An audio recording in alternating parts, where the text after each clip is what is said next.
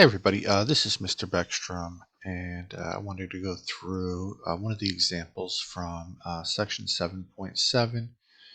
This is number 1 here, and it says complete the table of values for the parametric equation below.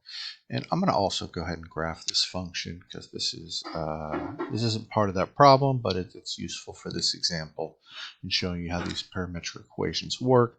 It's one of the advantages to the parametric equations is that we can actually use these types of equations to graph line segments, where that's pretty hard to do when we're in the regular rectangular coordinate system with just regular kind of like rectangular equations like y is equal to x squared or y is equal to 3x. It's really hard to graph just a line segment, whereas if we have a set of parametric equations with some parameters, we can pretty easily graph an actual line segment, starting point and ending point. So let's see what that looks like and how we would go about graphing that. So they start off and they kind of give us a table here and they want us to fill in the blanks. So let's go ahead and do that first. So t is our, that's our independent variable. That means all the other variables are going to be based off of whatever our t is. All our other variables are called our dependent variables. So x would be a dependent variable, y would be a dependent variable. If we had any other variables, those would also be dependent variables. So t is our independent variable, also called our parameter. And this is our table here. And let's go ahead and set this thing up here. So, but they gave us some blanks here, so we're just going to have to kind of manipulate some of these equations around to solve for the different variables. So for this first one, they want to know what is this x when t is equal to 0 and y is equal to 0. So we have x is equal to t minus 3. So x is equal to t minus 3, and really we could use that equation, or we could use the y is equal to 3t, or we could use y is equal to 3t, because we're really given two pieces of information here. We're given y is equal to 0, and we're given that t is equal to 0. But we want to find the x here, so we can't actually use this one here because there's no x in there, so we have to use this one. So here we want to solve for the x, so we plug in that the t is equal to 0, so x is equal to, that's just going to be, we're going to plug in the 0 there. That was a horrible 0. The 0 minus 3, and that means x is equal to negative 3. So we could just plug that in right there. A little bit better of a negative sign there, and that would be our x value. And then our next unknown here would be this y value here. So we know both our x and our t there, so we want to find the y. So let's use this equation here. So y is equal to 3 times, and our t is 2, times 2. So y is just going to be equal to 6. All right, so this would be a 6 right there. And then finally, we want to know our t, and we're given both an x and a y. So really, I could use either one of these here. Let's go ahead and use this one over here because that lets me solve for t a little bit easier. I can just add t to both sides. So I can say t is equal to, if I add 3, that would be x plus 3, right?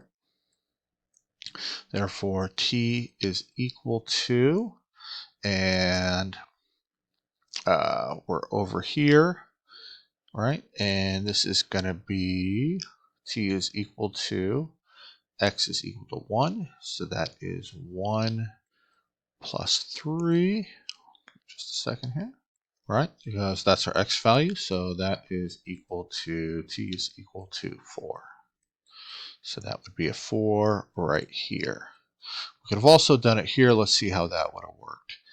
I could have divided both sides here by 3 to solve for t, so t would be equal to y divided by 3, and then so t would be equal to y here is 12, so that would be 12 divided by 3. 12 divided by 3 is 4. We would have ended up getting the same answer there. So either way would have given us that 4 here for t. All right, so filling in the rest of this gives us our completed table. And this is going to allow us to graph this. Now remember, we're only graphing the x and y's. The t is just our parameter. It just allows us to figure out what those x and y's are at certain values of t. So when t is equal to 0, my x is equal to -3 and my y is equal to 1. So that's my first point here would be -3, excuse me, y is equal to 0, excuse me, the -3. So that's when t is equal to 0. So this thing, so if we want to think of t like as time, which very often it is, like when t is equal to 0, when it starts off, we have a point right here. So t equals 0. Often we'll put it like this. T equal to 0, that's where it starts. Now at t equal to 1, x is equal to -2, y is equal to 3, so -2, 3. So then it goes up there. At 2, -1, 6 goes up here. And at 4, notice they jump up there.